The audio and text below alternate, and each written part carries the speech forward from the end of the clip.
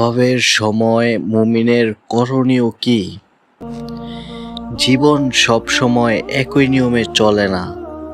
কখনো প্রাচুর্যের জোয়ার আসে, কখনো বা অভাব অনটনের টানাপোড়েনে ঘিরে ধরে। ঋণের বোঝা, সংসারের অপূর্ণ চাহিদা কিংবা আর্থিক টানাপোড়েন মানুষের মানসিক শক্তিকে নাড়িয়ে দেয়। অনেক সময় নিজের সামর্থ্য নিয়ে মনে জন্ম নেয় গভীর হতাশা। অন্যের বাহ্যিক প্রাচুর্য দেখে নিজের জীবনকে মনে হতে থাকে ব্যর্থ। তবে একজন মুমিনের চোখে অভাব কেবলই এক পার্থিব কষ্ট নয়, এটি আল্লাহর পক্ষ থেকে আসা এক গভীর পরীক্ষা এবং তার আরও কাছাকাছি যাওয়ার এক অনন্য সুযোগ। এক, অভাবকে আল্লাহর পক্ষ থেকে পরীক্ষা মনে করা। অভাব অনটন এলেই নিরাশ হয়ে ভাবা যাবে না যে আল্লাহ মুখ ফিরিয়ে নিয়েছেন। মুমিনের জীবনে সুখ ও দুঃখ উভয় পরীক্ষার মাধ্যম। রাসূলুল্লাহ সাল্লাল্লাহু আলাইহি ওয়াসাল্লাম বলেছেন, মুমিনের বিষয়টি কতই না আশ্চর্যজনক, তার সব কাজই কল্যাণকর। আরেকটি মুমিন ছাড়া অন্য কারো জন্য নয়।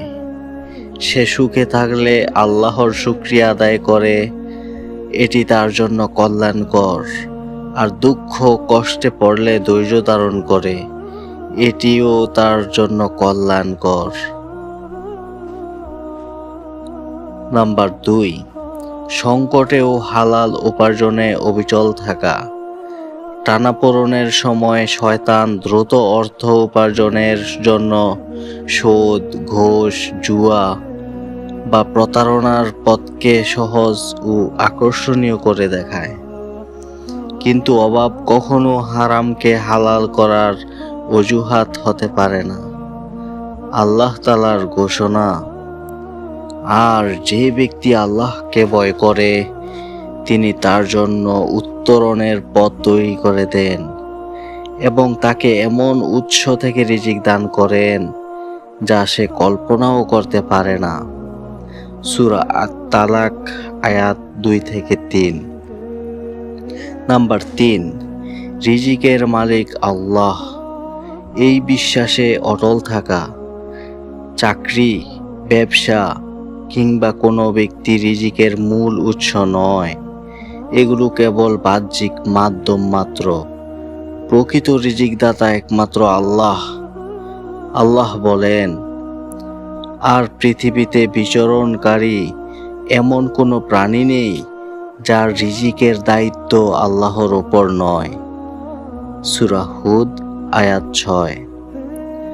নাম্বার 4, ইস্তিগফার ও দোয়ায় মন দেওয়া।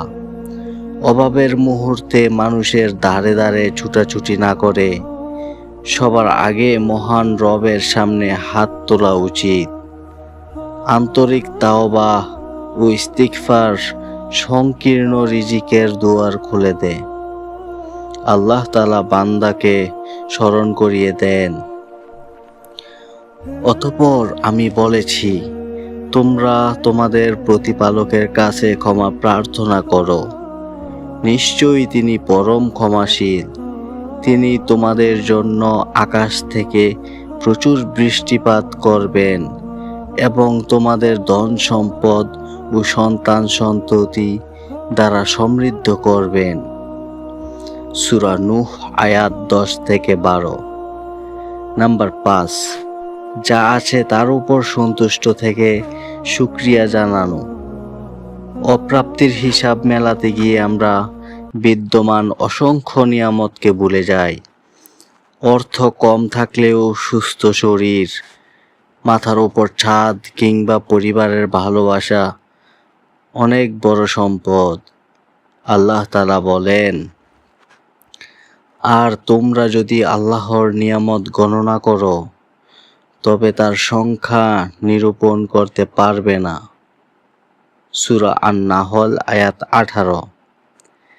নাম্বার 6, সামাজিক মাধ্যমে অন্যের সঙ্গে তুলনা বন্ধ করা, অন্যের চমৎকার বাড়ি, নতুন গাড়ি কিংবা বিলাসী জীবন দেখে নিজের জীবনকে তুচ্ছ মনে করা মানসিক অশান্তির মূল কারণ।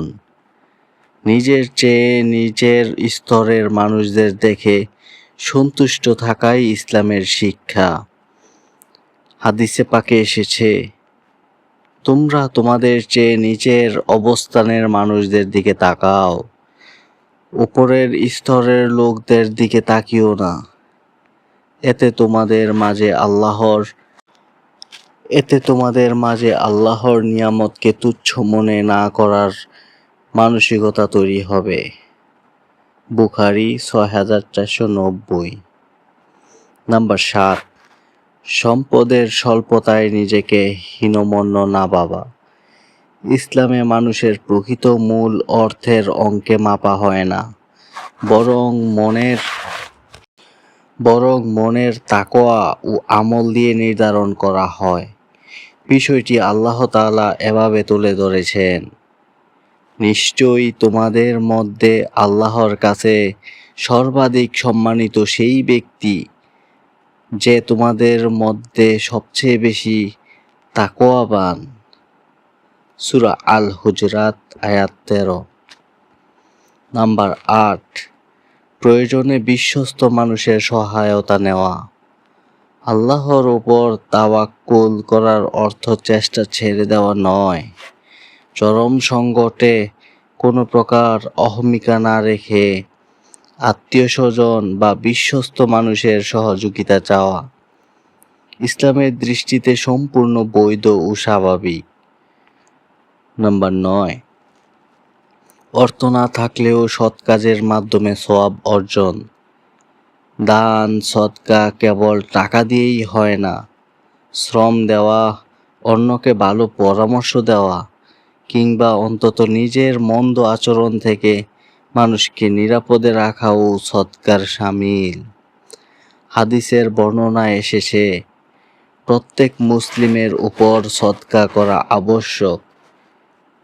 অর্থ না থাকলে সে অভাবগ্রস্ত, বিপদগ্রস্ত মানুষকে সাহায্য করবে, সৎ কাজের আদেশ দেবে এবং মন্দ কাজ থেকে বিরত থাকবে, কেননা এটিও তার জন্য একটি সদকা।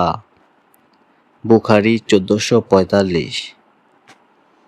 নাম্বার ১০, আল্লাহর অসীম রহমত থেকে নিরাশ না হওয়া। অভাব যতই দীর্ঘ হোক না কেন তা কখনো চিরস্থায়ী নয়। রাতের বুক চিরে যেমন ভোরের আলো ফোটে, তেমনি প্রতিটি সংকটের সমাপ্তি ঘটে নতুন সম্ভাবনায়। আল্লাহ তাআলা বান্দাকে এভাবে আশ্বস্ত করেন, অতএব নিশ্চয়ই কষ্টের সঙ্গেই স্বস্তি রয়েছে। সূরা আল ইনশিরাহ আয়াত ৫-৬। দিন শেষে অভাব কোনো অভিশাপ নয়, বরং দৃষ্টিভঙ্গি বদলালে তা আত্মশুদ্ধি ও আত্মিক উন্নতির শ্রেষ্ঠ পাঠশালা হয়ে উঠতে পারে। একজন সচেতন মুমিনের দায়িত্ব হল হালাল উপার্জনের সর্বোচ্চ চেষ্টা জারি রাখা, ধৈর্য ধরে আল্লাহর উপর ভরসা রাখা এবং রবের প্রতিটি ফয়সালায় সন্তুষ্ট থাকা। সংকটের এই ক্ষণস্থায়ী দিনগুলো আল্লাহর প্রতি অবিচল বিশ্বাসের মাধ্যমে পার করতে পারলেই দুনিয়াতে মিলবে যেমন সচ্ছলতা, তেমনি আখিরাতের অনন্ত জীবনে মিলবে অসীম প্রশান্তি ও চিরস্থায়ী সাফল্য।